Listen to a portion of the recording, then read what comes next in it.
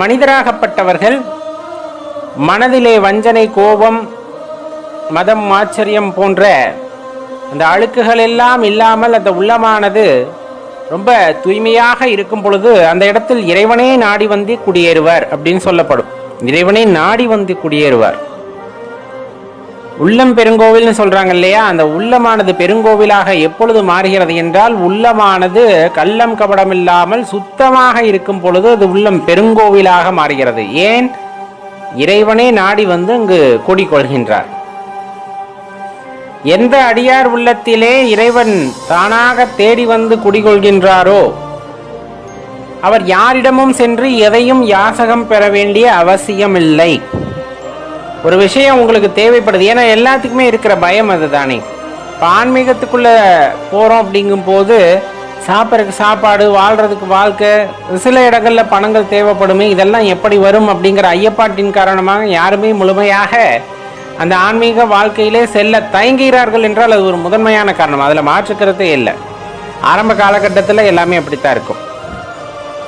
இப்ப தெளிவா தெரிந்து கொள்ள வேண்டிய விஷயம், ஒரு மனிதனின் உள்ளமானது தூய்மையாகிறது, அங்கு இறைவனே நாடி வந்து குடிகொள்கின்றார் அப்படிங்கும் போது அவர்கள் எல்லா பொருளும் வாய்க்க பெற்றவர்களாகவே கருதப்படுவார்கள். எல்லா பொருட்களும் வாய்க்க பெற்றவர்களாகவே கருதப்படுவார்கள். ஏது அவர்களுக்கு தேவைப்படுகிறதோ, எந்த பொருளானது அவர்களுக்கு தேவைப்படுகிறதோ அந்த பொருள் அவர்களை வந்தடையும் அப்படிங்கிறதும், அதே போல எனக்கு ஒரு பொருள் தேவைப்படுகிறது என்றால் அந்த உள்ளத்திலே இறைவன் குடிகொண்ட பின்னர் நான் யாரிடமும் சென்று யாசகம் கேட்க வேண்டிய அவசியமில்லை அப்படிங்கிறதையும் இந்த இடத்துல தெளிவாக புரிந்து கொள்ள வேண்டும். ஏன்? அந்த யாசகம் கேட்பதற்காக ஒரு சூழ்நிலையை இறைவன் எப்பொழுதுமே ஏற்படுத்துவதில்லை அப்படிங்கிறத நம்ம தெளிவாக தெரிந்து கொள்ள வேண்டியது இருக்கிறது. உள்ளமானது பெருங்கோவிலாக இறைவன் குடிகொண்டுள்ள பெருங்கோவிலாக மாறிவிட்ட பின்னர் தேவர்களுடன் கூட அவர்களை ஒப்பிட முடியாது. அதனினும் பெரிய ஒரு இடத்தை அவர்கள் பெறுகிறார்கள். எதுவுமே யாரிடமும் கேட்க தேவையில்லை, எதுவுமே யாரிடமும் கேட்க தேவையில்லை. ஏன்னா பூர்த்தி அடைந்தவர்களாக இருப்பார்கள். உள்ளத்திலே சிவபெருமான் எழுந்தருளி விட்டார், அவர்கள் பூர்த்தி அடைந்தவர்களாக ஆகிவிடுகிறார்கள், நிறைவடைந்தவர்களாக மாறிவிடுகிறார்கள். அவர்கள் எதையும் எதற்காகவும் யாரிடமும் கேட்க வேண்டிய அவசியமோ யாசகம் பெற வேண்டிய என்ற நிர்பந்தமோ கிடையாது. அவன் உலகத்திலே அனைத்து சுகங்களையும் அடைந்தவனாகவே அவன் கருதப்படுகின்றான். யார் ஒருவர் உள்ளம் வெண்மையாக, தூய்மையாக, அன்புடையதாக இருக்கிறதோ அந்த உள்ளத்தை நாடி இறைவன் குடியேறுகின்றார்.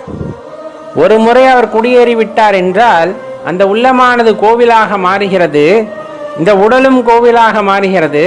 அப்படி மாறிய பின்னர் அந்த நபர் யாரு? அந்த கோவிலாக மாறியதை உடல் அதற்கு ஒரு தற்காலிகமாக சொந்தக்காரராக இருந்த அவர் யாரிடமும் எதையும் கேட்டு பெற வேண்டிய அவசியம் இல்லை.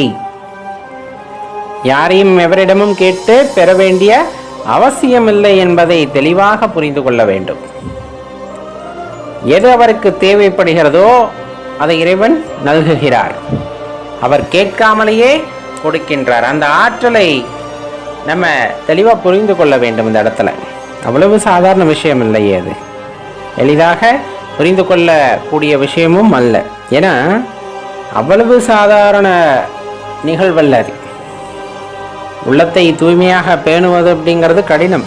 அவ்வாறு பேணி நாம் ஒரு நிலையை அடைந்து விட்ட பின்னர் இறைவனே அங்கு குடியேறுகின்றார் என்றால் அது எவ்வளவு பெரிய அற்புதமான விஷயம். அப்படி ஒரு வாய்ப்பை இறைவன் இந்த ஜென்மத்திலே நமக்கு கொடுக்கின்றார் என்றால் அது எவ்வளவு பெரிய விஷயமாக இருக்கும் என்று எண்ணி பாருங்கள். பல பேத்தினால இறைவனுடைய திருநாமத்தையே சொல்ல முடியல. பல ஆயிரம் கோடி பேர் பிறந்தட்டாலும் வாழ்ந்தட்டாலும் எல்லாராலும் சிவநாமத்தை சொல்லிவிட முடிவதில்லை. அவர்களுக்கு அந்த வாய்ப்பும் கிடைப்பதில்லை. ஒருவர் சிவநாமத்தை தொடர்ந்து சொல்லி கொண்டிருக்கின்றார் அப்படிங்கும் போதே அது அவருக்கு கிடைத்த வரம். அந்த நாமத்தை சொல்லி ஒரு வரம் வாங்க வேண்டும் என்ற அவசியம் அவருக்கு கிடையாது. இந்த பஞ்சாட்சர மந்திரத்தை சொல்வதென்பதே ஒரு வரம். அந்த வரத்தை இறைவன் நமக்கு நல்கியிருக்கிறார் அப்படிங்கும் போது அதுவே பெரிய பெருமை மிக்க ஒரு செயலாக கருதப்படுகிறது.